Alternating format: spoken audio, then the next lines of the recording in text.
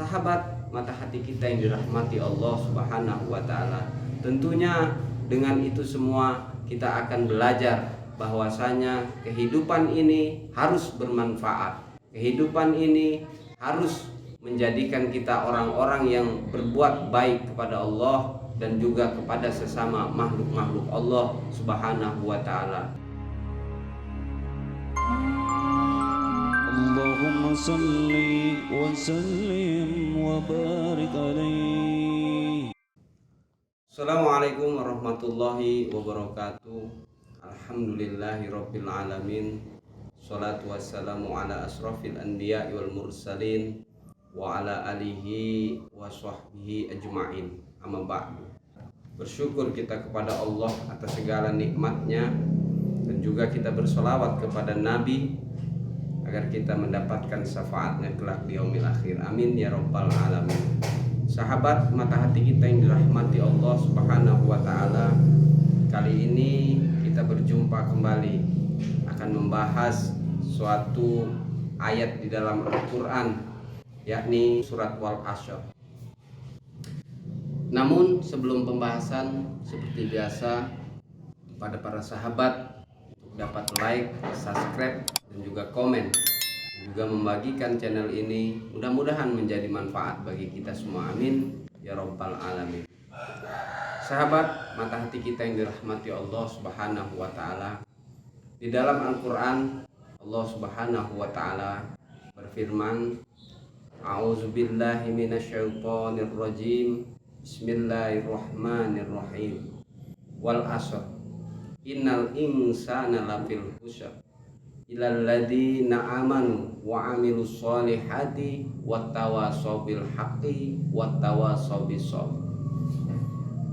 Di sini kita akan membahas sebagaimana arti makna dari suatu surat yang diturunkan kepada Nabi Muhammad SAW dan sampai kita pada saat ini.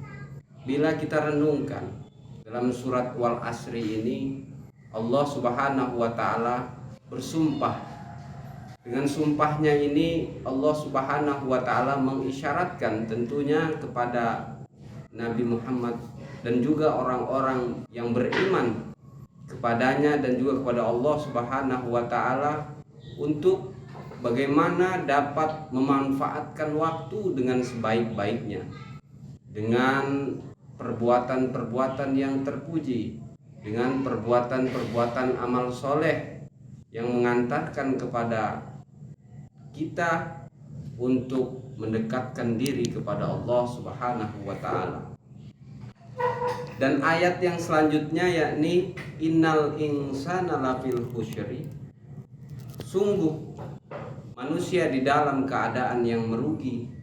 Arti di dalam keadaan yang merugi di dalam tafsir Jalalain bahwasanya dikatakan orang-orang yang merugi adalah orang-orang yang tidak memanfaatkan waktunya untuk berbuat baik, mengikuti hawa nafsunya, mengikuti perilaku-perilaku yang mana menjauhkan dirinya dari Allah Subhanahu wa taala, bermaksiat kepada Allah, berbuat zalim, berbuat kemungkaran, bahkan berlaku sombong di atas dunia ini. Sungguh orang-orang yang merugi dan kelak akan mendapatkan balasan dari Allah Subhanahu wa taala, yakni dimasukkan ke dalam nerakanya Allah Subhanahu wa taala. Sahabat mata hati kita yang dirahmati Allah Subhanahu wa taala, tentu kita tidak ingin kita termasuk dari golongan orang-orang yang merugi. Maka dengan cara apa? Maka dilanjutkan oleh Allah di ayat yang ketiga. Siapa dia? Illal ladzina amanu, yakni kecuali orang-orang yang beriman, wa amilus solihati, dan juga berbuat baik, wa tawasaw bil haqqi, dan juga saling menasihati dalam kebenaran dan juga dalam kesabaran. Itulah tentunya kita untuk selalu berbuat baik, berbuat yang bermanfaat bagi orang lain, sebagaimana dikatakan bahwa khairun nas anfa'uhum linnas, bahwa sebaik-baiknya manusia adalah yang bermanfaat bagi orang lain. Tentu kita menginginkan berkelompok, bersama-sama dengan orang-orang yang saling menasihati di dalam kebaikan. Dan pada akhirnya ketika kita saling menasihati, ketika kita saling memberikan pemahaman tentang kebaikan-kebaikan dan juga bagaimana menyampaikan ilmu-ilmu yang telah disampaikan oleh para ulama kepada para orang-orang terdekat kita, sahabat-sahabat kita, bahkan umumnya kepada masyarakat dimanapun berada, akan membawa kita kepada kebaikan-kebaikan yang mana menjadi orang-orang yang tidak akan merugi di sisi Allah Subhanahu wa ta'ala. Lalu yang selanjutnya, kita harus bersabar dengan apa yang sudah kita lakukan, karena tidak ada kebaikan yang tidak ada ujiannya. Sabar tentunya diiringi dengan ibadah, yakni dengan sholat, puasa, dan juga dengan amalan-amalan lain, sehingga membuat kita selalu mengingat bahwasanya kesabaran pun datangnya dari Allah, sehingga apa yang kita lakukan semua kita pasrahkan kepada Allah Subhanahu wa ta'ala, tanpa mengharapkan pujian orang lain, tanpa mengharapkan sesuatu yang mungkin itu datangnya dari manusia ataupun datangnya dari selain Allah Subhanahu wa ta'ala, sehingga menjadikan kita orang-orang yang selalu ikhlas di dalam kebaikan-kebaikan kepada Allah Subhanahu wa ta'ala.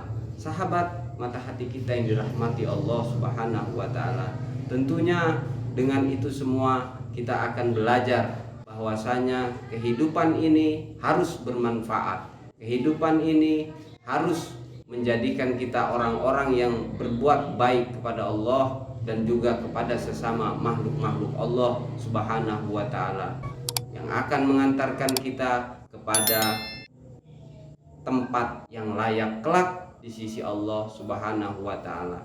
Demikianlah yang dapat kami sampaikan, kurang lebihnya saya mohon maaf. Kami akhiri, wallahul muwaffiq ila aqwamit thoriq. Assalamualaikum warahmatullahi wabarakatuh.